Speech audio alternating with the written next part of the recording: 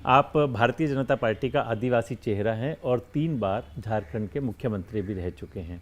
जब हम आदिवासी की बात करते हैं तो हमारे जहन में एक तस्वीर उभरती है ऐसे व्यक्ति की जो जल, जंगल और ज़मीन के साथ जुड़ा रहना चाहता है, जो अपनी परंपराओं से हटना नहीं चाहता, अपनी पहचान को बनाए रखना चाहता है। जब हम इस तरह की विचारधारा लेकर के चलते हैं तो आपको नहीं लगता कि कहीं ना कहीं हम उनको राष्ट्र की मुख्य धारा से नहीं जोड़ पाएंगे? आप देखिए, वैज्ञानिक दृष्टि से तो आपको ये लगेगा कि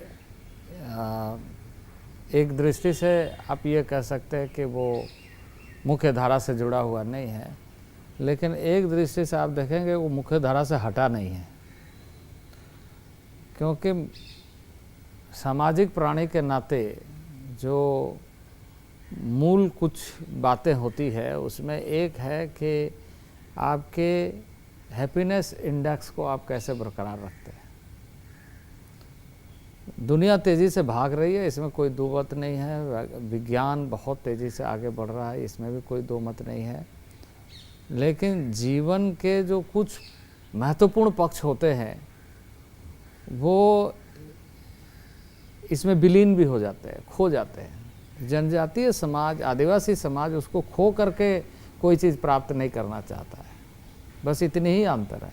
नए नए चीज़ों का आविष्कार करते हैं, नए नए चीज़ों को देखते हैं, नए नए चीज़ों का बाजार करते हैं, तो उससे थोड़ा वो हट के रहना चाहता है। ये बात सही है। आपने ठीक कहा कि प्रकृति से जुड़े रहना चाहिए, और ख़ासतौर से कोरोना काल में तो हमने देखा कि कैसे हम प्रकृति के नज़दीक पहुँचे और जो भी समस्याएं आई थी और जो प्रकृति के ज़्यादा नज़दीक थे उन्हें कम झेलना पड़ा। लेकिन अगर हम देखें कि जो रोजी रोटी की तलाश में या नौकरी के लिए जो आदिवासियों को शहरों में आना पड़ता है, यदि हम उन्हें वहीं पर रोज़गार मुहैया करा सकें, यदि सरकारी योजनाओं का लाभ वहाँ तक पहुँच सके, यदि वन्य उत्पादों की उनको ठीक मूल्य मिल जाए, तो शायद हम इस पलायन को रोक सकेंगे और शहरों पर जो आबादी का बोझ बढ़ता जाता है उसको हम रोकने में कहीं कामयाब हो सकेंगे। देखिए, यही बात इस समय माननीय प्रधानमंत्री जी का बहुत ज़्यादा इस पर जोर है, और ये हम सब भी इस पर बहुत परिश्रम कर रहे हैं, ध्यान में रख करके कि पलायनवादी संस्कृति से हमें बचना चाहिए। और इस बात का ध्यान रखना चाहिए कि हमारे पास जो संसाधन है उस संसाधन का उपयोग हम अधिक से अधिक कैसे कर सकते हैं। यदि आप आत्मनिर्भर के पूरे संकल्प को प्रधानमंत्री जी का देखिएगा कि आत्मनिर्भर भारत बनना चाहिए, तो आत्मनिर्भर भारत के पीछे का मंशा यही है, उद्देश्य यही है कि ग्राम्य जीवन उन चीज़ों को अच्छे ढंग से समझते हुए कैसे जोड़े ताकि अर्थव्यवस्था भी मजबूत हो, जीवन यापन ही नहीं बल्कि एक खुशहाली का वातावरण बने, और पर्यावरण के साथ मिलकर के हम रहें।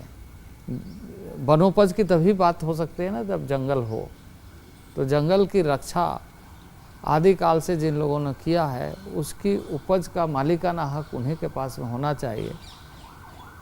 इस बात पर जोर है, और हमारा जो एक ऑर्गेनाइजेशन है वो इस पर बहुत ज़्यादा जोर दिया हुआ है कि हम इसके माध्यम से जो जनजातीय समुदाय सुदूरवर्ती क्षेत्र में, और 10.5 करोड़ आदिवासी समाज के लोग हैं, और 10.5 करोड़ में से आप समझ लीजिए कि 40% लैंड एरिया कवर करते हैं, और इतनी बड़ी संख्या 10.5 करोड़। हाँ। तो यदि जनजातीय समाज की बात करें तो उससे पिछले 70 वर्षों में जोड़ा नहीं जा सका। इतने मिनरल्स निकल गए, इतने मिनरल्स निकाले गए, पर वो समाज उससे अछूता रहा। उन्हें इस बात का लालच भी नहीं है, उस पर मोह भी नहीं है।